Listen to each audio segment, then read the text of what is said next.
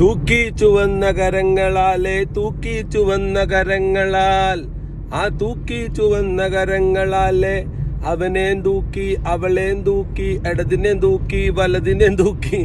Yes, America തൂക്കിയിരിക്കുകയാണ്. ഇറാന്റെ ഒരു കപ്പൽ അമേരിക്ക ഇന്ന് തൂക്കിയിരിക്കുകയാണ്.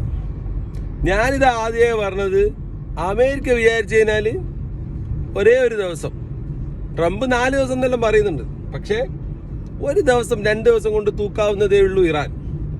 പക്ഷെ എന്തുകൊണ്ട് തൂക്കുന്നില്ല? അവിടെയാണ് ഇതിൻ്റെ പൊളിറ്റിക്സ് കിടക്കുന്നത്. അതായത് ഇവർക്ക് വേണ്ടത് ഇറാനെ അടിച്ച് ഒതുക്കി ഒരു ഭാഗത്തിടലൊന്നല്ല, ബിസിനസ്.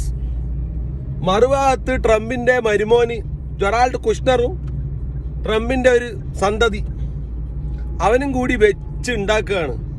ഒരു ഭാഗത്ത് ഓയിൽ വിറ്റ് പൈസ ഉണ്ടാക്കുന്നു, ഒരു ഭാഗത്ത് സ്റ്റോക്ക് വിറ്റ് പൈസ ഉണ്ടാക്കുന്നു. ഇയാൾ വന്നിട്ട് മൈക്കും കെട്ടിപ്പിടിച്ച് മറ്റേ വാർത്താ പ്രവർത്തകരെ കെട്ടിച്ച് പറയും, ഇതാ ഞാൻ ഇപ്പം കത്തിക്കാൻ പോവാണ്, ഇത് ഇപ്പം കത്തിക്കും.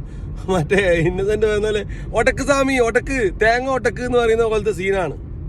ഇതെല്ലാം കണ്ടിട്ട് ഇതൊന്നും അറിയാണ്ട് കുറെ എണ്ണം പറയും, അതാ ജിഹാദി അവിടെ, ഇവൻ ഇവിടെ, മറ്റവൻ അവിടെ എന്ന് പറഞ്ഞിട്ട് ഓരോ നോൺസെൻസും പറഞ്ഞിങ്ങനെ നടക്കും.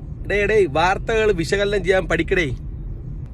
ഇവന്മാർ ഇന്നലെ നമ്മുടെ ഇന്ത്യൻ്റെ 2 കപ്പലുകൾക്ക് നേരെ വെടിയുർത്തേ ഞാൻ പറഞ്ഞതാ. ഇനി കളി മാറും, ഇവന്മാർക്കുള്ള പണി വരും. പണിയാണ് ഇപ്പോൾ അമേരിക്കൻ കപ്പൽ ഇറാൻ്റെ ഈ ടാങ്കറിന് കൊടുത്തിരിക്കുന്നത്. എൻജിൻ റൂമിലാണ് ഹോൾട്ടോട്ടിരിക്കുന്നത്. അപ്പോൾ അതൊരു ഭാഗത്ത് നടക്കുന്നുണ്ട്. അതിലും വലിയ വിഷയം എന്താണെന്ന് വെച്ച് കഴിഞ്ഞാൽ, സങ്കടകരമായ വിഷയം എന്താണെന്ന് വെച്ച് കഴിഞ്ഞാൽ, ഈ ഇസ്രായേൽ തായോളികൾ കളിച്ച് കുരിശിക്കിടക്കുന്ന കർത്താവിൻ്റെ നെഞ്ചത്ത് വരെ കളി തുടങ്ങി.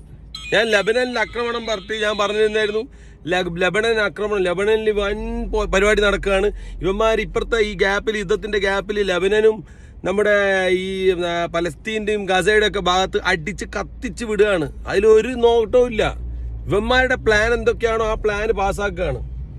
അപ്പോൾ ഇന്നലെ കണ്ട ഒരു ഇതെന്ന് വെച്ചാൽ, ആ ഒരു ഇസ്രായേൽ പട്ടാളക്കാരൻ ഒരു ഭാഗത്തുനിന്ന് നമ്മുടെ സെയിൻറ്റ് ജോർജിൻ്റെ ഒരുപാട് പ്രതിമകളും ഒരുപാട് സ്തൂപങ്ങളൊക്കെ അടിച്ച് തകർക്കുന്നുണ്ട്. ഇവരെ ബുൾഡോസറും ഇവരെ ആർമി തന്നെ ചെയ്യുന്നതാണിത്. ഇതൊരു സോൾജർ അറിയാണ്ട് ചെയ്തതൊന്നല്ല, ആർമിയുടെ തന്നെ പ്ലാൻഡ് ഓപ്പറേഷനാണ്.